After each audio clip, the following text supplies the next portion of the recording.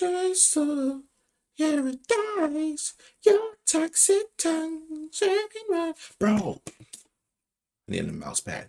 Welcome back to another Easy Mind reaction, guys. This time we are reacting from the channel Tale Foundry, title being How to Write the Impossible. Now, I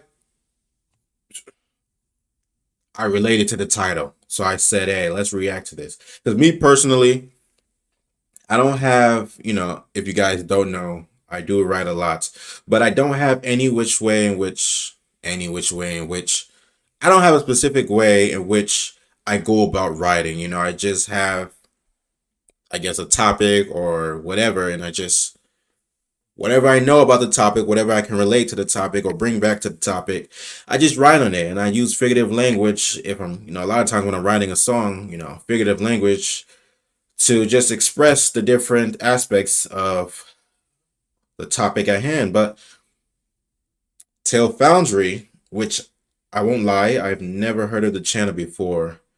But anywho, that's not a diss, by the way.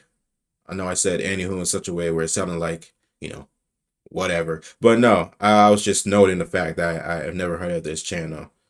But let's see what they're into. But yeah, it seems like Tale Foundry had something up his sleeves. Dang, it's a long video. Buckle in. Question. What do the end of the universe, the funniest joke in the world, and Cthulhu all have in common? If you've been paying close attention to our videos lately, you may already know the answer. Is that so? In the last few weeks, we've released a few videos about things which cannot be described in words, or at least not well enough for you to understand. Things that are too great, too subtle, too complex, too horrible, too beautiful, or just plain weird to capture. Things that are nameless. But just because you don't have the ultimate encapsulating description for them doesn't mean you can't talk about them, doesn't mean you can't make art about them. A description of something ineffable is, in a sense, its given name. Not its true name, but something you choose to call it by. Although words, images... I'm sorry, I'm gonna have to look that up. The word ineffable. What does that mean? Too great or extreme to be expressed or described in words. Ooh. I gotta add that to the vocab list. I gotta use that at some point. Ineffable. Houston, he's just ineffable. Indubitably. Art about them. A description of something ineffable is, in a sense, its given name. Not its true name, but something you choose to call it by. Although words, images, even thoughts may never be able to capture it in its entirety, they can at least show you the empty space it's created in your mental library. You can start to understand the ineffable by the absence in your own understanding, the gap in your mind. Maybe I need to start finding other videos to react to. But like all these videos, all these thoughts, man, I just gotta meet people. I swear, I gotta get out. I gotta start going to what's it called? Those functions where people gather around and there's a speaker and there's people in the crowd. My sister was going to one in February. I forgot what it's called. It's not a meet and greet, but it's I forgot the name of it. But yeah, no, that's exactly what did he say? I forgot about it a little bit, but he was just like paying attention to that gap. They can at least show you the empty space to create in your mental library. You can start. But anyways, just, have that hate-love relationship with words where there's the word. I referenced it, that idea in another reaction, but there's the word, and then there's what the word is referencing. And no matter how hard I try, I don't think as hard as anybody tried, they're never able to close that gap. Because it's like it's almost like the word has its own, its own aspect to it. It has its own existence in itself. So it's like using a word or using one word to describe another word. Imagine I use I was trying to describe a mirror, and I said, I don't know, white. I don't know, just something to describe the mirror. It would never get exactly to the point of what the mirror is. And that's the same. That dang, I had this other idea. It slipped my mind. It slipped my mind. Yeah, no, I have that problem a lot where I have the word and then I have the concept or the topic, and I'm using all these other words, and I love it. It's great to just play with words and think about the different ways in which you could relate different words to the topic. But that's what I was gonna say. I said the best description. No, no, no, no, no. Let me get it right. Let me get it right. Let me get it right. Let me get it right. Let me get it right. Let me get it right. Let me get it right. Let me go to my Instagram. I must find it. I said, bear with me. No, no, no, no, no, no, no, no. It's a one-liner. I love one-liners. Getting straight to the point. Oh, dang, I post a lot. I'm scrolling, guys. Bear with me. To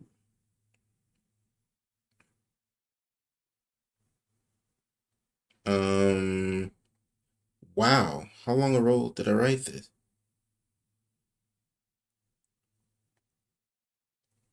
Okay, I think I'm getting close. I think I'm getting close. No, no, no. No, no, no.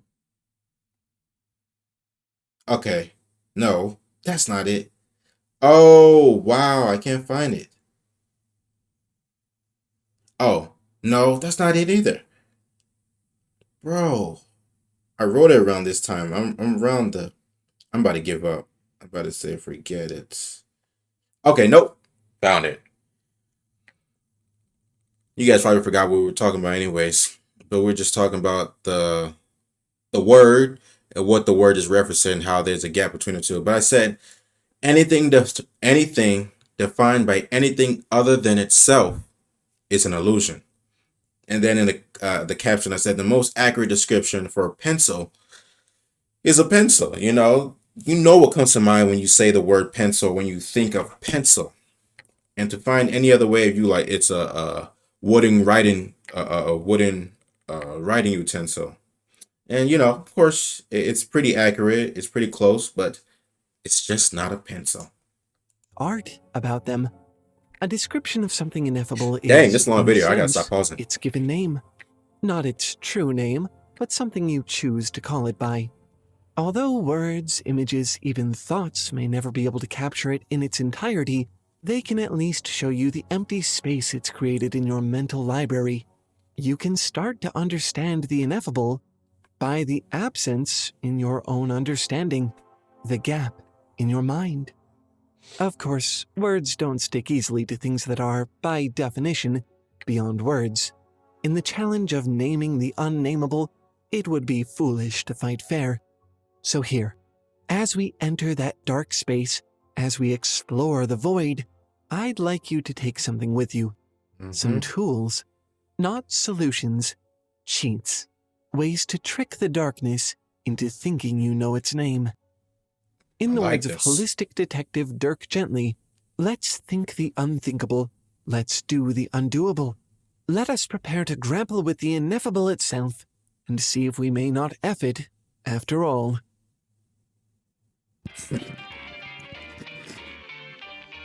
Hey, hey, hey. My fault. Did you know that we make more than YouTube videos? It's true. We actually have an entire second Tale Foundry show called Worldsmiths. We talk a lot about art on this channel, but Worldsmiths is where we peel back the pages and enter the worlds of the artists themselves. Their influences, their methods, their lives. We've Mm, covered artists like Junji Ito, Clive Barker, and we even have plans to cover H.P. Lovecraft himself soon. You can watch Worldsmiths and a bunch of other videos we haven't uploaded here over on our streaming platform, Nebula. Sign up for the Curiosity Stream Nebula bundle deal for just $14.79 a year, why that's kids' less than stories should $125 a be month, darker. and get more Tale Foundry than you've ever had before. Visit curiositystream.com/Tale What's going on Foundry right now? and use code TaleFoundry. State plainly. Okay, hold on. Technique number one, admission. State plainly that the thing is ineffable, indescribable, beyond words, nameless. Houston is ineffable. The thing cannot be described. There is no language for such abysms of shrieking and immemorial lunacy, such eldritch contradictions of all matter, force, and cosmic order. After vigintillions of years, great Cthulhu was loose again, and ravening for delight. How many years? This is a quote from H.P. Lovecraft's novella, The Call of Cthulhu. Lovecraft's stories are full of this kind of thing. If I had a tentacle for every character he created solely for the purpose of ranting to feverish, poetic excess about how profoundly they cannot communicate what they've experienced, I'd be an eldritch horror myself. In fact, at least two of his stories, The Unnameable and The Nameless City, tell you right in the title that that is what they're going to be about. Some ineffable thing. But maybe that's what really matters. Maybe ineffable is itself the best description of all, the best name you could give these things. Lovecraft may write that Cthulhu is green, sticky, has a squid head with writhing feelers, but the understanding that these are only approximations for something which the reader cannot even hope to truly understand invites creativity and enriches the experience. I think that's my problem with fiction books, at least. You know, I can read not to say nonfiction, but I like reading books on self-improvement and all those of the sort. But I think my problem growing up, when you're expected to read, the class book or whatnot, I let me not say here, I greatly disliked the fact that there was the words in the book, which was describing a scene or describing an individual and what they're wearing clothes. I didn't like the fact that I didn't have a full formed picture or image in my hand, and that kind of got to me. And I think that's why I took a liking to books that were then turned into movies, so that I could then watch the movies. But sometimes the movie does a poor job because the movie is nothing like the book. And I'm like, what's going on here? I have like two different images in my head now. I have what's in the movie and what's in the book. And it's just not right. But yeah, no, I didn't like reading fiction books all too much growing up. Of all, the best name you could give these things. Lovecraft may write that Cthulhu is green, sticky, has a squid head with writhing feelers, but the understanding that these are only approximations for something which the reader cannot even hope to truly understand invites creativity and enriches the experience. It helps open the mind to the idea of true ineffability, that the thing we're reading about simply transcends any words we could put on the page. Technique number two, circumscription. Describe the effects of the ineffable rather than the thing itself. Ooh, that's a great point. By the way, ineffable is now my second favorite word. Number one is indubitably, and now we got ineffable. By the way, it just rolls My off. eyes became riveted to the open page, and with a cry of terror, or perhaps it was of joy so poignant that I suffered in every nerve, I read it, and reread it, and wept, and laughed, and trembled with a horror which at times assails me yet. This is a quote from the short story collection The King in Yellow by Robert W. Chambers. It is not, however, a quote from the titular play, The King in Yellow. In the story, the play is a piece of literature which drives anyone who reads it to madness. We only get to see a few spare lines from it, not enough to drive us mad, but certainly enough to make us wonder whether such a thing is possible. In the 1971 Monty Python comedy sketch, The Funniest Joke in the World, a writer pens a joke so funny that anyone who hears it dies from laughter. Oh, wow. In fact, it's so funny that he himself drops dead within moments of conceiving it. We never actually get to hear a word of it, but we get to watch as it spreads and as countries quickly mobilize it as a weapon of war, making their enemies laugh themselves into the grave. That's funny. You might think of it as a cop-out that the play and the joke are both left vague, but the truth is that they are ineffable. They cannot be expressed in words because they cannot exist. No arrangement of the 26 letters of the English language can produce such extreme, consistent reactions. It's an impossibility. But when we see the characters reacting as if it were possible, we have to wonder, what is the play about? What was this joke's punchline? Like an invisible black hole, we can infer the properties of the ineffable from the way that the surrounding matter interacts with it. Perhaps we cannot say what it is, but we can say what is around it, what it causes. Not an act of description, but one of circumscription. Technique number 3, magnification. Compare the thing to something already extreme. Right, yeah. I do that a lot. In my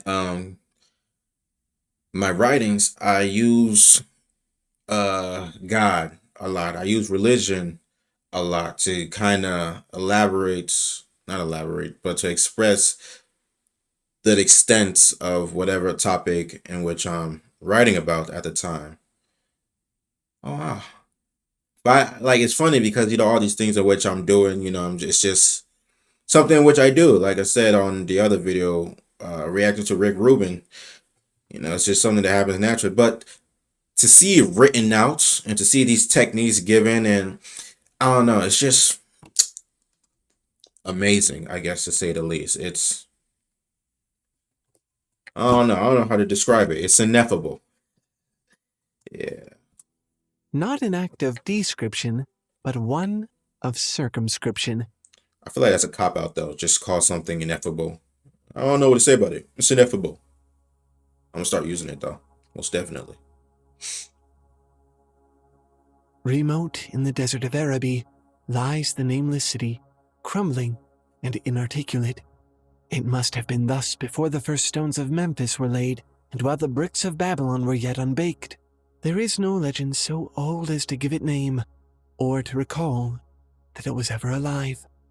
H.P. Lovecraft, The Nameless City. When you want to show how powerful a villain is, you make his weakest henchman beat up the hero without breaking a sweat. If even the minions are this strong, how unspeakably powerful must their leader be? Dang. When Lovecraft wanted to express the unspeakable antiquity of the Nameless City, he told us that it had been thus before Memphis and Babylon were born. Later on, he calls it that place too old for Egypt and Meroe to remember. The city is so uncannibly, unutterably old as to render it inhuman. It predates mankind entirely, stretching backward through prehistory to a time inconceivable by anyone alive today. The ruins of ancient Egypt and Meroe provide a magnifying lens for the ineffable. In his novel Hitchhiker's Guide to the Galaxy, Douglas Adams uses a similar approach to write about the concept of infinity. Infinity, bigger than the biggest thing ever, and then some. Much bigger than that, in fact. Really amazingly immense. Technique number 4, alienation. Describe how it violates the usual principles of reality. The color was almost impossible to describe. It was only by way of analogy that they called it a color at all. It was nothing of this earth, but a piece of the great outside, and as such, dowered with outside properties and obedient to outside laws. H.P. Lovecraft, The Color Out of Space. It's easy to assume that anything you can observe, you can also define. But what if something were so utterly beyond you that it couldn't be sufficiently reconciled with the rest of reality that you know? What if you lacked any meaningful reference point at all? That would make description, which relies on creating relationships between ideas, very difficult. But if it's utterly without place in your cosmos, that also makes it weird. The ways in which it's evading your understanding are also probably causing it to violate some principles of reality. Maybe it's a thing dowered with outside properties, like the alien color in The Color Out of Space. Maybe it violates all known biological principles, like the impossibly grotesque inhabitants of the nameless city. Or maybe it's like Cthulhu, an eldritch contradiction of all matter, force, and cosmic order that warps physics itself. Sometimes it's enough to know just why a thing is ineffable, which of its qualities defy description, and how. Technique number 5, combination. Use a combination of analogies to create a liminal effect. To Hmm. convey any idea of these monstrosities is impossible. To nothing can such things be well compared. In one flash I thought of comparisons as varied as the cat, the bulldog, the mythic satyr, and the human being. H.P. Lovecraft, The So, Nameless City. living creatures. Deep in an ancient temple, Lovecraft's explorer stumbles across a hall of mummified figures, indescribably grotesque in appearance. Still, he tries his best to make us understand. In trying to convey the ineffable, it's easy to find yourself attempting to compare and contrast in the same breath, stumbling over yourself in the process. The narrator compares the creatures to cats, bulldogs, satyrs, and humans, and at the same time tells us that they aren't any of these things, nor Hmm. can they be visualized as a simple conglomeration of them. In fact, if you tried to take that very literally, tried to imagine a sort of turducken of these different creatures, I think that might actually undermine the effect. It's meant to be liminal, snapping your mind from image to image in rapid Oh, succession. You're meant not quite to be able to pin it down. that's dope. This effect can be hard to visualize, so let me help you. Did you know that by crossing their eyes, some people can see the impossible ephemeral color red-green? It's true. Although I couldn't show you, it's a simultaneous combination of stimuli that the brain simply interprets in a strange way. Similarly, a combination of analogies wrapped into the same description can create an impression of the ineffable, an image so mercurial that you can't effectively hold it in your mind. Off topic, but that was something I was discussing with myself. I forgot how long ago. It might have been a couple months, like maybe this summer. But where exactly are visions displayed? You know, I had a thought, maybe it's when you close your eyes, it's behind your eyelid, and that's where you see the visions come to formation. But you can still have visions with your eye open. Last night I was in the dark and I was just looking. I was just looking, in the dark. And I had all these images coming to mind. But where exactly, are these visions being displayed? It's crazy how the brain works. That's just wild to me because we're able to form. We can articulate ourselves. We can speak. We can use words. We can use language. You know, but where do the images lie?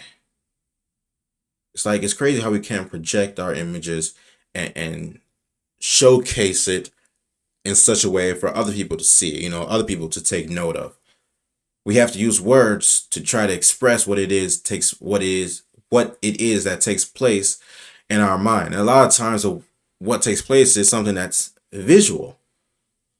And I think that's why you have artists who, paints and whatnot. Then you have other people who are connoisseurs of language, and they're able to use different words to express the visual happening that takes place in their mind. And it's crazy. It's weird. But I always wonder, like, where exactly is the vision being held? Where are these images being displayed? I lay there for like, it was 3 hours. It was like from 9 to 12. I was in my living room on the carpet just thinking. And I watched this one after school video, which it was talking about how uh, things that we see are transferred, or however you wish to describe it, to our brains. How we view the things we see physically. And I was trying to find a connection between what we see physically and what we see mentally, but I got nowhere. Definitely got nowhere.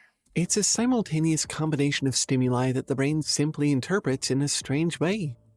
Similarly, a combination of analogies wrapped into the same description can create an impression of the ineffable, an image so mercurial that you can't effectively hold it in your mind, even as you experience it. Mm.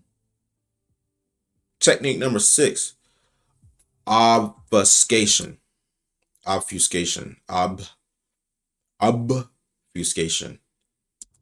Be vague and ambiguous. Oh, okay. Obfuscation. Ooh. It was There's a everywhere. lot of good words A in here. gelatin, a slime, yet it had shapes, 1,000 shapes of horror beyond all memory. There were eyes, and a blemish. Carter. It was the unnameable. H.P. Lovecraft. The Unnameable. I gotta In read this Lovecraft's history. story, The History. Unnameable, two friends sit in a cemetery debating the existence of unnameable things. Of course, this is a Lovecraft story, so there does happen to be such a thing there with them. It reveals itself to them in violent fashion, and soon after the pair find themselves waking in a hospital, one of them trying desperately to describe what they'd seen. A gelatin? With shapes, and eyes, and a blemish? Okay, I guess that does count as a description. Those are actually some pretty concrete details, but they're also so vague it's hard to form a definite mental image from them. What shapes? How many eyes? What does he mean by blemish? Sort of like that idea of compound analogies, an ambiguous description stimulates the imagination. By withholding all but a few pieces of information, one can create a hazy, obfuscated understanding of the ineffable. And sometimes that's better, more intuitive, than a specific, accurate, complete description. Technique number 7, abstraction. Use nonsensical descriptions. Period.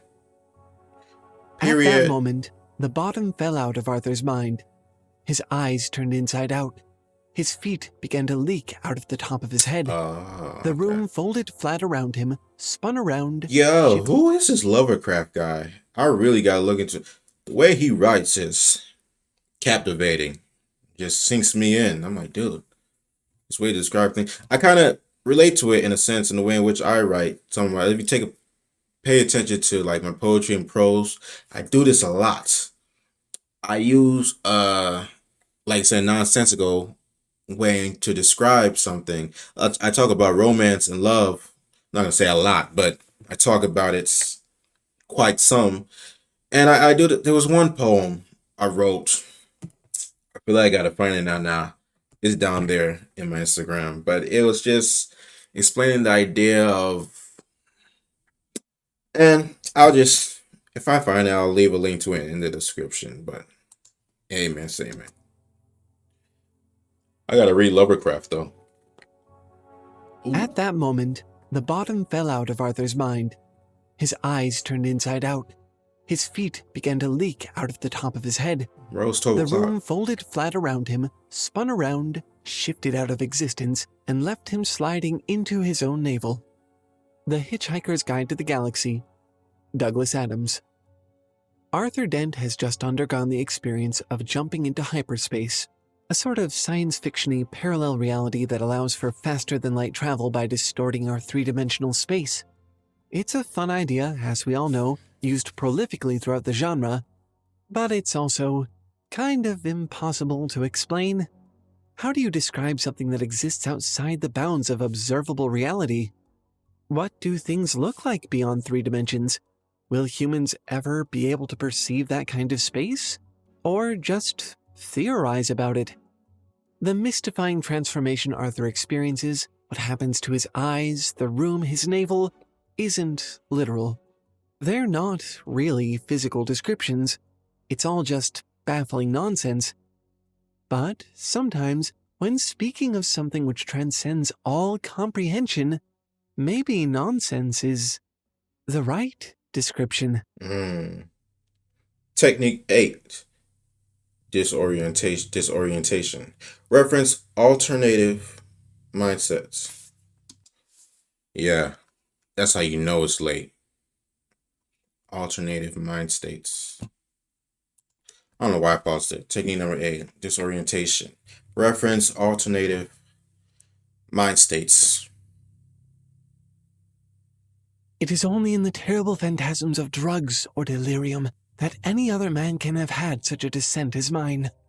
H.P. Lovecraft, The Nameless City. Lovecraft's explorer descends with his torch into a temple in the Nameless City.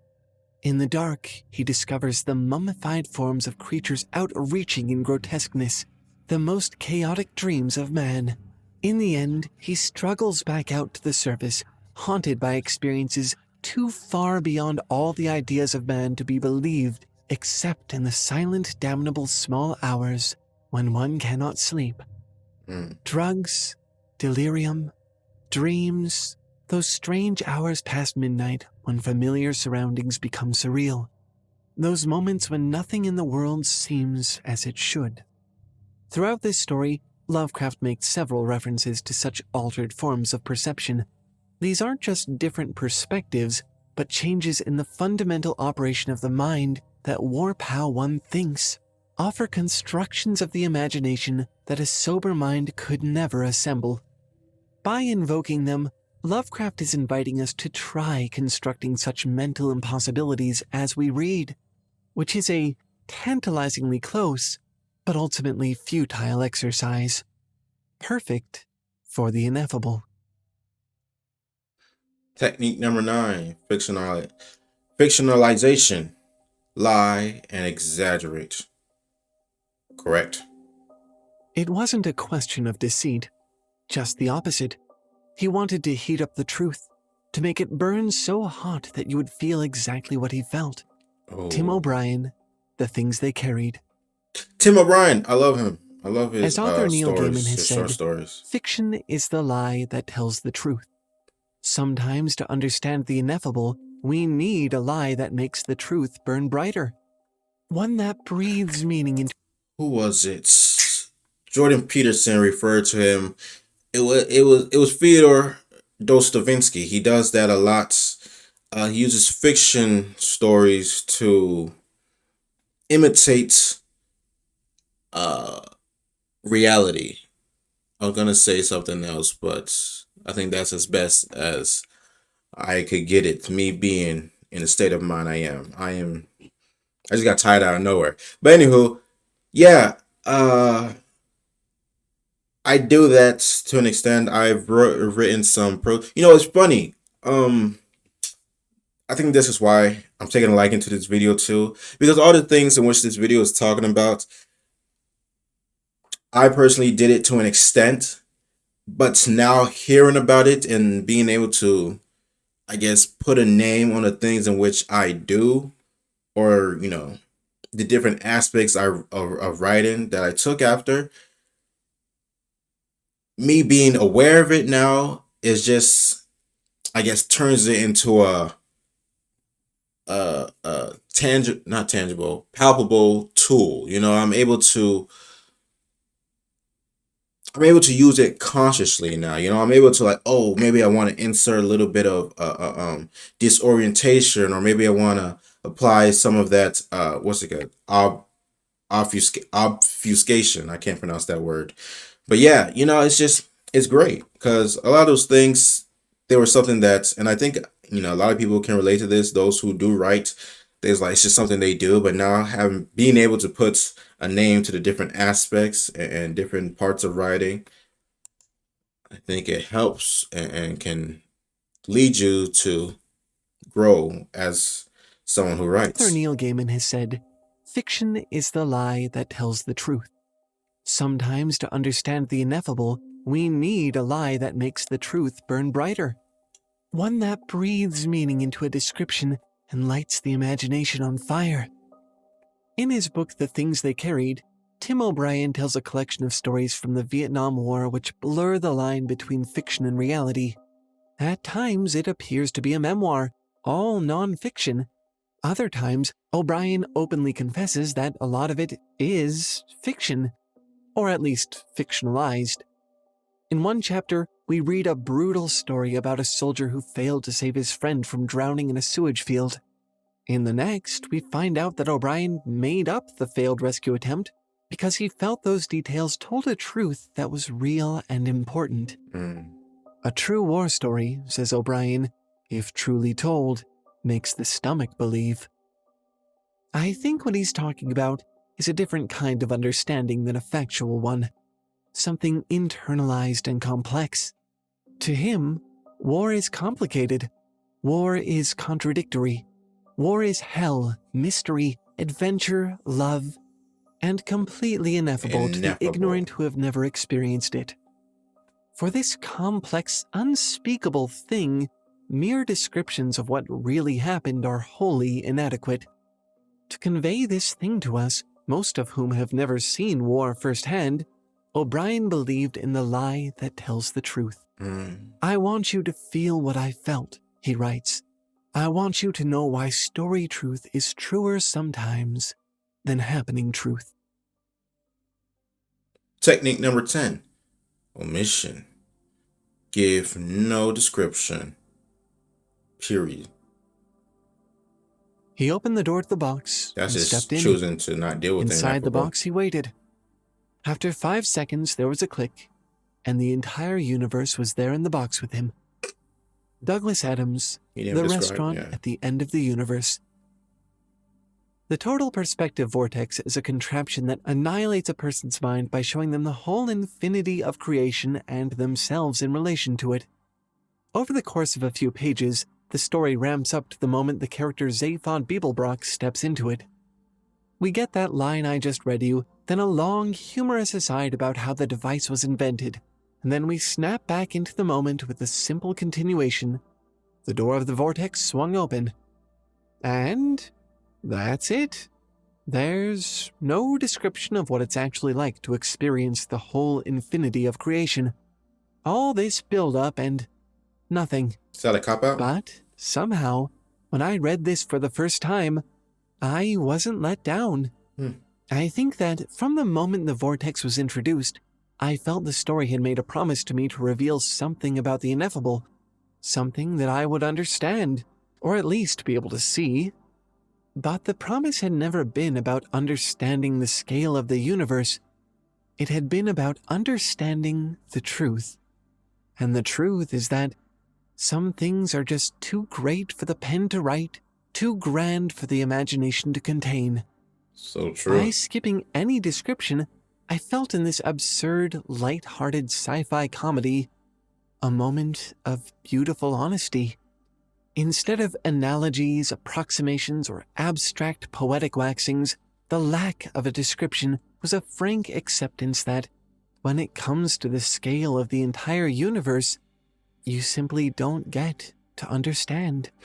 You can't understand. You can't even understand what you can't understand. That's beautiful. And that is what you need to understand.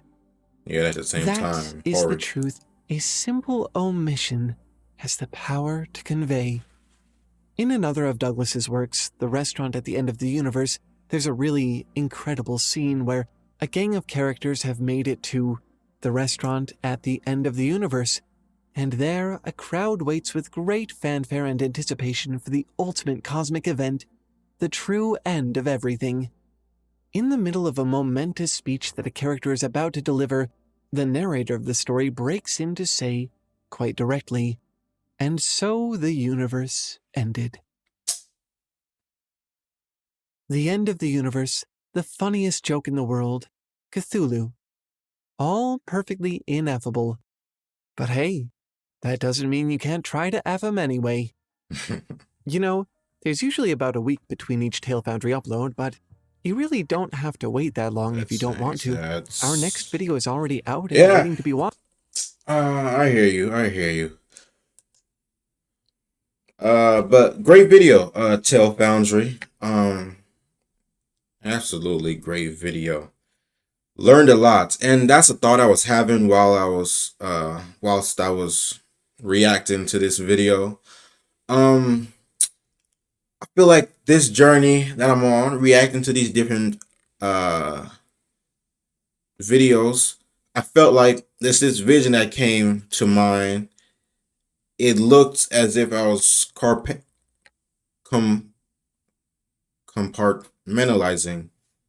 Yeah, I'm saying it right, Houston. Compartmentalizing. Look, I was filing the different videos I had watched, and they were all being stored into. You ever watch? Here I am trying to explain, I guess, the Ineffable, but SpongeBob, that episode where in his brain, he forgot his name, but before he forgot his name, he had everything carpetum. Still can't pronounce it. He had everything filed and in a, what's it called? In a cabin, in a a little cabin, and that's what the vision appeared to me in my head as I was watching this video. I felt like all the information that was being relayed in this video and past videos that I reacted to were being filed. And I don't know where it's leading me. I don't know exactly what learning all this is going to do for me in the future. But whatever comes of it, I'm sure I will find a way to take a liking to it. I'm sure it'll be something which I will be able to think of and look at as being profound, at least in relation to me and my goals or whatever I'm looking to do in life. But yeah, that was the vision that I had near the end that came to me.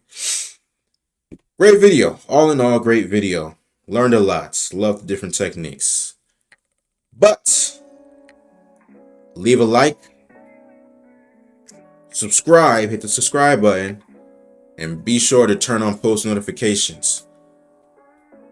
Go ahead and do it. Turn on those post notifications. But hey, like I said, if you're not going to do any of that, at the very least, please do leave a comment. I would very much love to have a conversation with you. Good day.